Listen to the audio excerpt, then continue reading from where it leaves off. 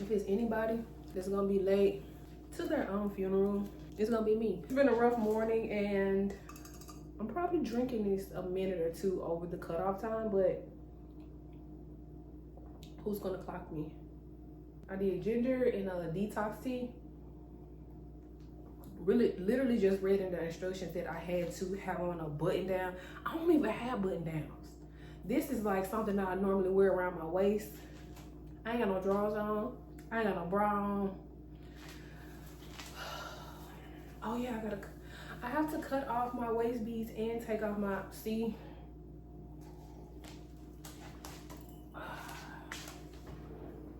Well, I guess y'all get to witness.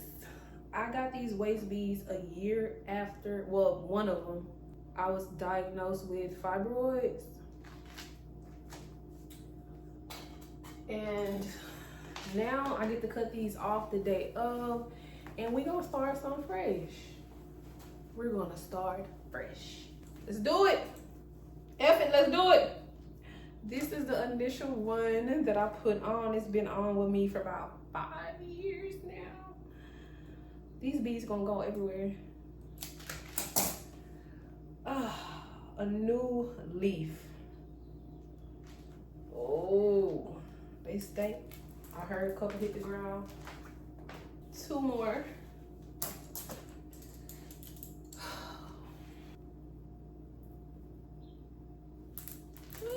Couple more hit the floor. Hang up on you. Not in the mood. My last and final one.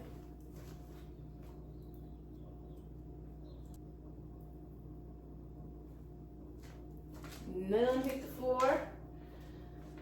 I think that was a sign. All right. I'll update y'all on my day and everything when I kind of get situated at the hospital. BBL time.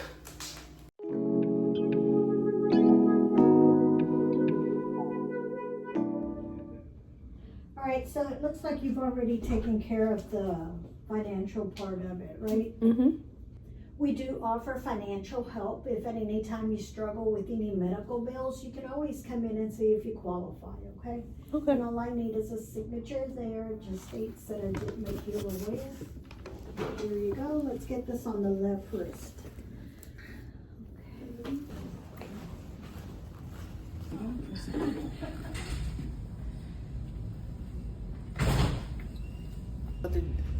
So I just got admitted to the room. Now they done told me they running late. How late? Up to 2 to 3 hours late. And that really pissed me off because it's giving, y'all ain't really running late. Y'all just let somebody go in my spot because this normally how long the surgeries take. It's giving suspicious. She gave an excuse about the room being too cold and they had to work on the air conditioning. It was the other lady at the desk that kind of like looked up at me when she said it, and then I'm like, immediately my spidey senses got the tingling like, you're lying. Who y'all let go in front of me? Because that's a surgery time. You playing in my face.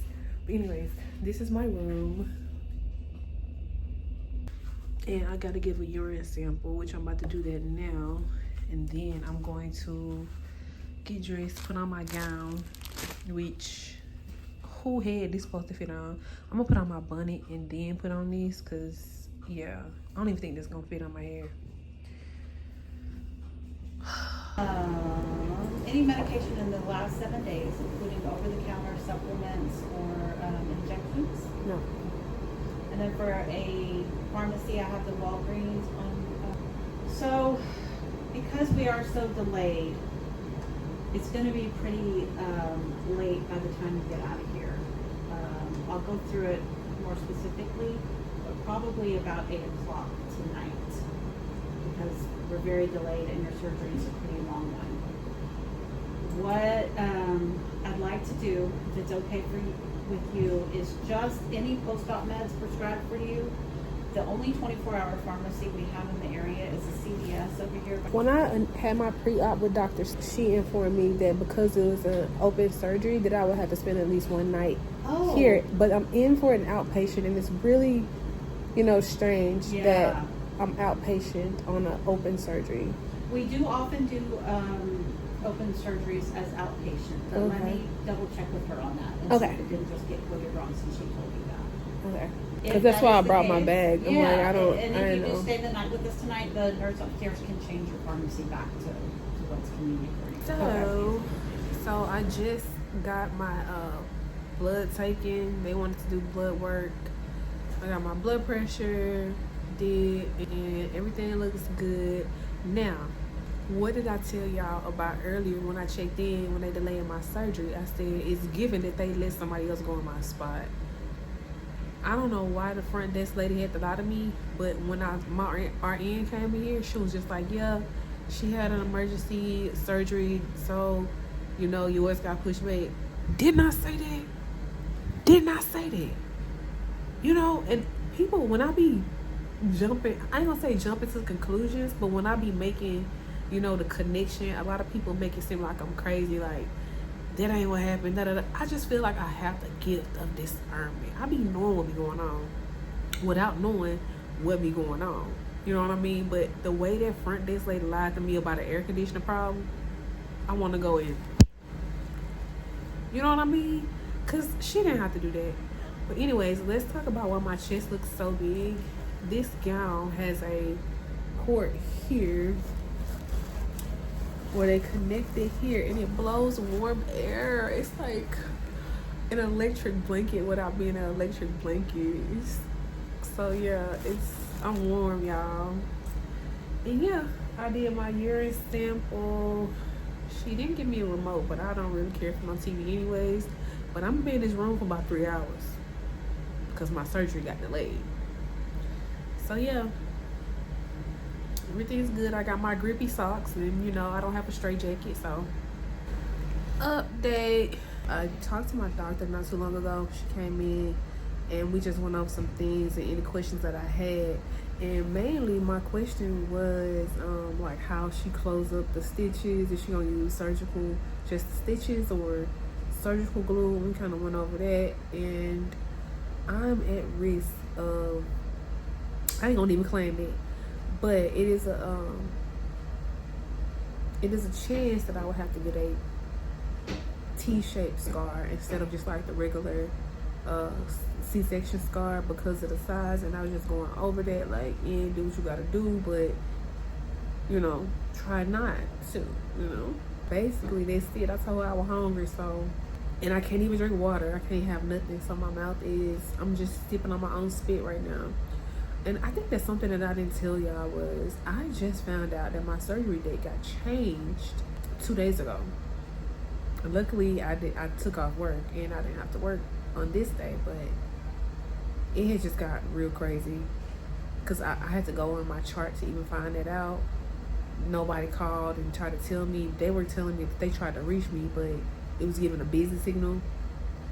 It probably would give a big business signal if my area code is out of state and you need to dial out as a long distance instead of just trying to call them. Like, so that pissed me off.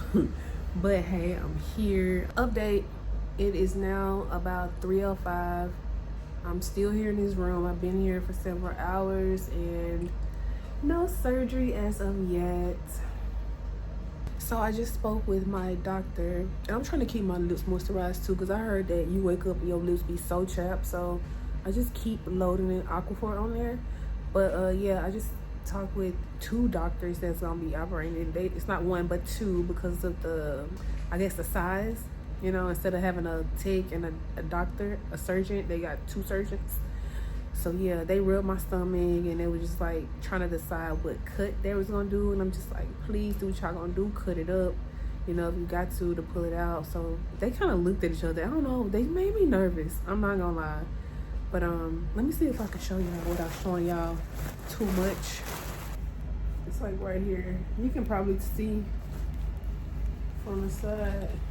More so if I do this, you can see it. It's hard right here.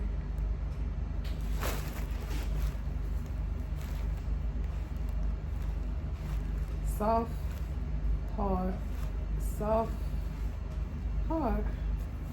So yeah, it's like right here.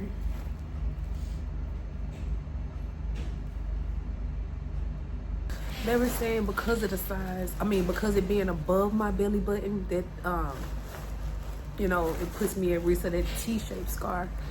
And normally if it's below the belly button, they can normally just always do like the C-section scar thing. So that's the big dilemma, because I don't care. I do want to just a successful surgery and low scar tissue, a low scar. Most of all, I want to have a successful surgery, but if I could help it, I don't want a T. The only T that I'm trying to get is in my name.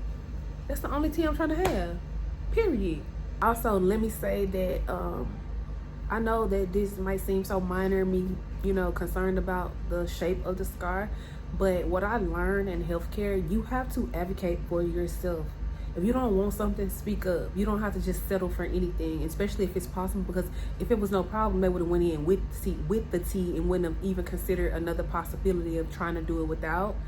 But if you speak up, you know, advocate for yourself. So I'm advocating for this. So hopefully if you're watching this and you're going through what I'm going through, or you're about to, or you went through, advocate for yourself. Update, the time is now 4 o'clock on the dot, and I think I'm really close to my surgery time. I done seen the 2 doctors, the anesthesia guy and the nurse. I made sure I moisturize my lips with my Aquaphor. I'm about to put another layer on, because baby, the vlogs that I watched about women getting their surgery, one thing we had in common was not liking dry lips. Oh, well, we're gonna get along just fine tonight. Yeah. All right. You wanna hand me that finger over there? I'll get her initial vitals. I'll come back in and do fully care once you do your assessment. Hey everybody, I survived.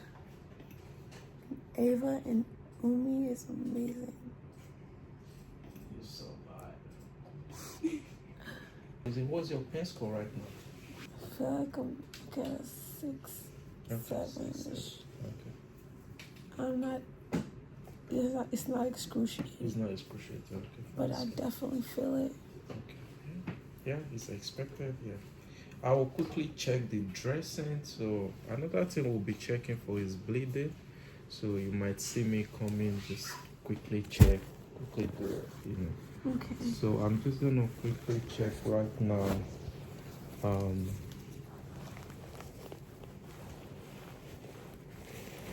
Are you still cold? Or do you want a gun, or you? Because I think they always put this on because it's cold and. Yeah, I could use heat. All right, let me look over it again. Because I just have to get her temperature and stuff. I'm gonna let you do what you need to do first. Are my vitals good? Yeah. Just about, hon. I didn't get a temperature, but I'm gonna get you a gown first. Okay, thanks, Ava. You're welcome. Okay, the incision site is good. No bleeding, is dry. I feel like I'm breathing better already. Mm-hmm. My breathing was really shallow because before, my stomach was so big. Yeah. Your oxygen level is good. It's 98 right now. Hi guys. It's been about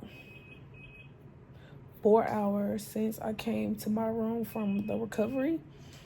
I woke up in the recovery feeling just tired.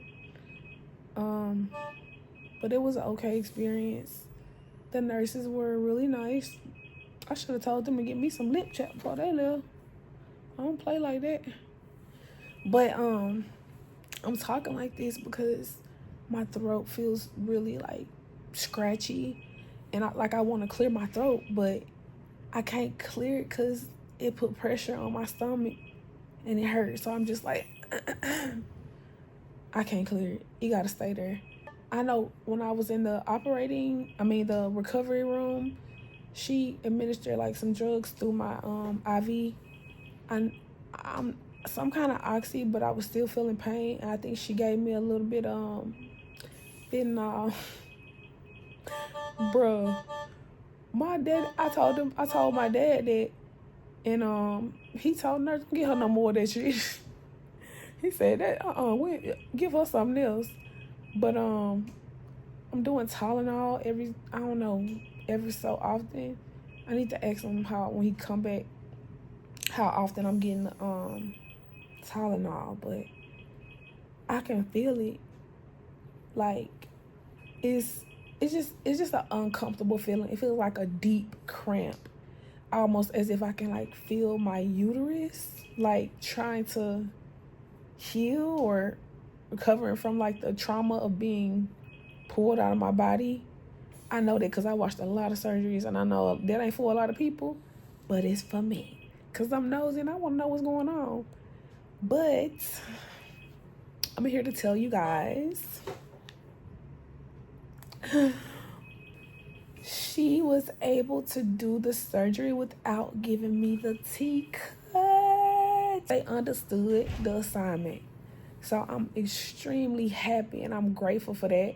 You know what? These people don't got nothing but chicken and beef broth. So somebody bring me vegetable broth, and the nurse warmed it up for me, and it is disgusting.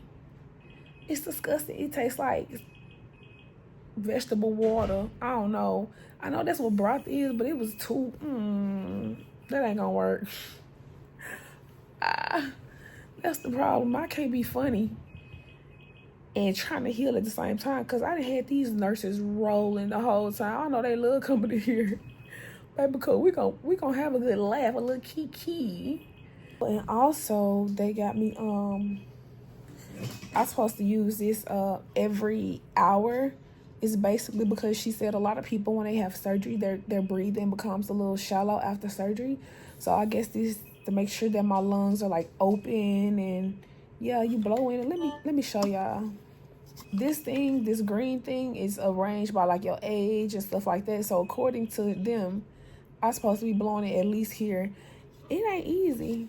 It really ain't. Let's see.